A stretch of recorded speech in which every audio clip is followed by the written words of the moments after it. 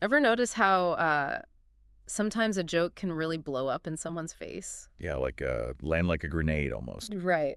And lately, that's exactly what's happening over in India, where comedy and politics have had this kind of huge collision. Yeah, it's all centered around this thing that happened in March 2025, this controversy with the stand-up comedian Kunal Kamra. Yeah, Kunal Kamra. So in this deep dive, we're going right into the thick of it, the whole Kunal Kamra situation. We've got a ton of details about what went down, and we really want to give you a clear picture of what happened. The different sides of the story, like Yeah. what everyone's saying about it, and then Yeah. what it all means in the grand scheme of things. Right. So think of this as like uh, your express ticket to understanding this whole developing story. So first things first, who is this Kunal Kamra guy? What should we know about him?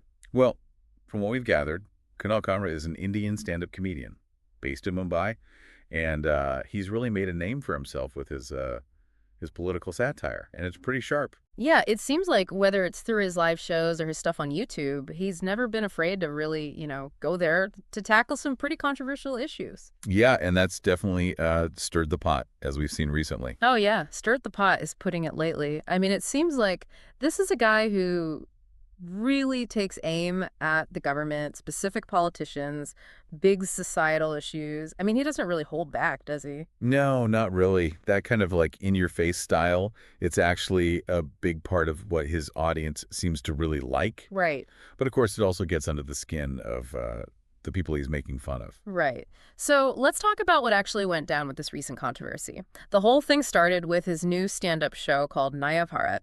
It came out on YouTube back in March 2025. What can you tell us about the show itself and, the fallout that followed? Sure. So the show Naya Bharat was recorded at this comedy club called the Habitat Comedy Club. So it's in Khar, Mumbai. And the part that really got everyone riled up was this bit where Kamar does a parody of this famous song from a Bollywood movie called Dil to Pagal Hai. Oh, I've heard of that movie. It came out And way back in 1997, right? exactly.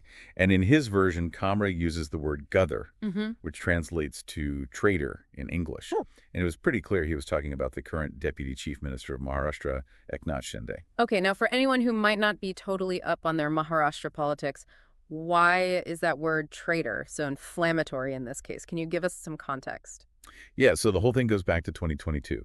There was a major political shakeup in Maharashtra. At the time, Eknath Shinde was a big name in the Shiv Sena party, and he led this huge rebellion, basically. He split off with a bunch of other Shiv Sena politicians, and they left the then Chief Minister, Uddhav Thackeray. This caused Thackeray's government to collapse. And Shinde ended up forming a new government with the BJP. So Gadar has become like a really loaded term for those who stayed loyal to Uddhav Thackeray. They see Shinde as, well, a traitor to their cause. Right, so even though Kamra didn't explicitly say Eknath Shinde in the parody, everyone knew exactly who he meant. And then the video went live on YouTube on March 23rd, and it seems like things went south pretty fast. Yeah, the reaction was almost immediate. Within hours, there were reports that activists, identified as members of the Shiv Sena, but the Shinde faction specifically, attacked and vandalized the Habitat Comedy Club, Oh, wow. like the actual venue where the show was filmed. That, I think, just really shows how sensitive this whole issue is. Yeah, that's an incredibly strong and violent reaction. And it wasn't just the vandalism. Kamra also faced legal repercussions, right? Yeah, a Shiv Sena MLA by the name of Murji Patel actually filed a police complaint. An FIR, a First Information Report, against Kunal Kamra at the Khar police station. And on March 24th, based on that complaint, the police launched an investigation into what Kamra did. What exactly were the charges? Like, what legal grounds did they have to go after him? So the FIR cited a few different sections of the Indian Penal Code. There was Section 353(1)B, which has to do with statements that could potentially lead to public mischief or disorder. Also 353, that's about causing public alarm or fear. And then there's 3562, which relates to defamation. Okay, so some pretty serious charges there. Yeah, absolutely. And then the police summoned him for questioning, right? Exactly. The Mumbai police issued a summons for Kamra to come in and answer some questions. What happened with that? Well, his lawyers initially asked for a week to prepare, but the police denied the request. Then they issued a second summons, but as far as we know, Kamra still hasn't appeared before the police. Wow.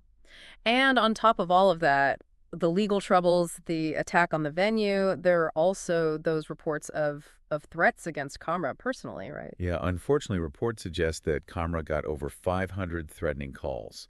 Some were death threats, some were even threats of dismemberment, which is incredibly disturbing. It really shows the intensity of the backlash against his comedy. Yeah, truly chilling. It goes way beyond just disagreeing with his material. So Yeah, let's talk about the reaction from the political world. This whole thing definitely caused a lot of waves in Maharashtra's political scene, right? definitely. A lot of key political figures weighed in, and we saw a pretty wide range of responses. The chief minister of Maharashtra, Devendra Fadnavis, came out pretty strongly against Kamra. He reportedly called him an urban Naxal and left liberal. Wow. And he basically said that there are limits to freedom of expression, demanding an apology from Kamra. He even hinted that there would be consequences for his actions. Strong words from the chief minister. And what about Eknath Shinde himself, the person who was the target of this satire? How did he respond? Well, Shinde also made a statement, and he said that while he gets the idea of satire, he believes there are limits, and that Kamra misused it. He even suggested that Kamra was only doing it for the money, implying that it wasn't genuine criticism. Interesting. And what about the other side of the political spectrum? What did Uddhav Thackeray's group or the Congress Party have to say? Uddhav Thackeray, who's now leading Shiv Sena, UBT, the faction that broke away from Shinde, well, he actually defended Kamra. He argued that Kamra didn't do anything wrong and that he was basically just voicing what a lot of people are thinking. The Congress Party also condemned the attack on the comedy club. They saw it as an attack on democracy and freedom of speech. And if I remember correctly, we also heard from the state's home minister, right? Yeah, Shambharaj Desai, the home minister, took a much harder line.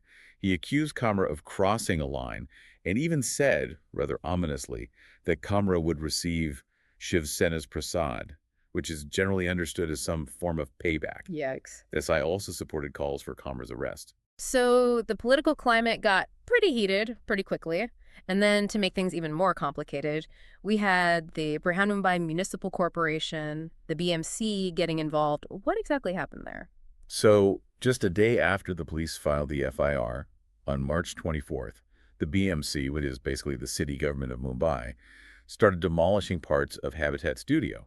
That's the building where the Habitat Comedy Club is located. Really? Yeah. Officially, the BMC said that those parts of the building were illegal constructions. They said it violated building codes and regulations. But of course, the timing of it all, right after this whole controversy exploded, seemed pretty suspicious to a lot of people. Right. It definitely raises some eyebrows. It makes you wonder if it was really just about enforcing building codes or if there was something else going on. Absolutely. A lot of people saw it as a way for political forces to get back at Kunal Kamra for his satire aimed at the deputy chief minister.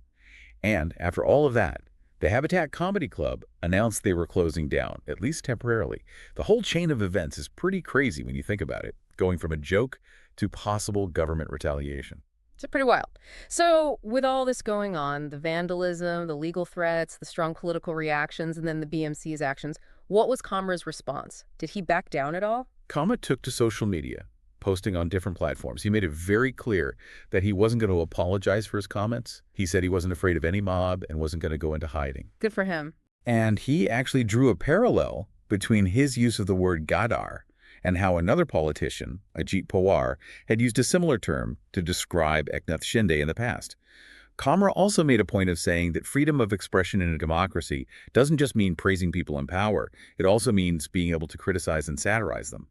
He even mentioned that his phone number had been leaked and that he was getting tons of threatening calls, but he decided to just redirect those calls to his voicemail. Oh, really? And get this, the callers would hear the very song they hated so much, his parody. Wow. That's kind of brilliant, actually. So this whole situation really forces us to ask some tough questions, doesn't it?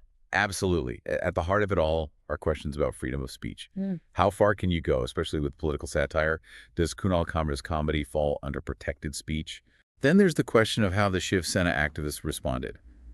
Were their actions, the vandalism, and the threats justified in any way? And then, of course, there's the question of whether the government and the BMC use their power to retaliate. These are really complicated questions, and the answers probably depend a lot on how you view the role of satire and dissent in society. And it seems like the legal system is stepping in now in a more formal way, isn't it? Yeah, there are reports that a PIL, a public interest litigation, has been filed in the Bombay High Court. It argues that Kamra's statements are protected under the Indian Constitution's right to free speech. That'll be an interesting case to follow. Yeah, it could really shape how these kinds of cases are handled in the future. So, looking at the big picture, what's your takeaway from all this? What does this whole episode tell us? I think it really highlights the constant tension that exists between comedy, political power, and free speech. Mm. On one hand, you've got a comedian using satire to comment on politics, Mm. and on the other, you've got a political party that sees this commentary as a direct attack. Right. And then they respond with both, well, illegal actions like vandalism and threats, and legal means like trying to get him arrested. Right. Then you add in the government and municipal authorities getting involved, and it raises concerns about whether they're trying to stifle dissent. And I think the speed and intensity of the reaction is really striking. It suggests that the space for open criticism of those in power might be shrinking. That's a sobering thought. So we've gone through the whole timeline of events, all the different reactions, and the big questions this whole Kunal Kamra controversy brings up. It's definitely a complicated situation with lots of layers. It really is. As the situation unfolds, it's going to be crucial to keep an eye on the legal proceedings and what both sides do next. This case could really set a precedent for how political satire is treated in India going forward. So after hearing about everything that's happened in this case, all the different perspectives, what do you think, dear listener? Where do you see the balance between holding power accountable through satire and ensuring we have a society that respects public order and people's feelings? It's a question that this Kunal Kamra situation really forces us all to confront. It really does. Well, that's all the time we have for this deep dive. Thanks for joining us. Thanks for having me.